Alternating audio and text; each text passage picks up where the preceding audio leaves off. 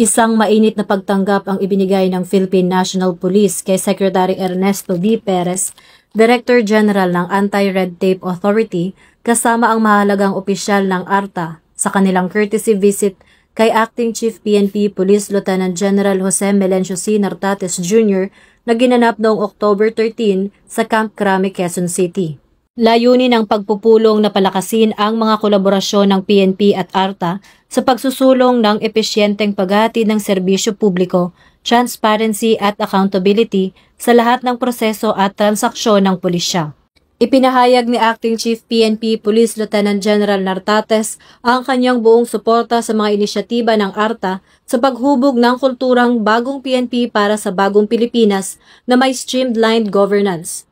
Binigyang diin niya na nananatiling matatag ang PNP sa pagpapatupad ng mga reforma na naglalaman ng prinsipyong serbisyong mabilis, tapat at nararamdaman ng bawat mamamayan. Ang pulong na ito ay tanda ng patuloy na dedikasyon ng dalawang ahensya na itaguyod ang mas pinahusay at tapat na paglilingkod sa publiko.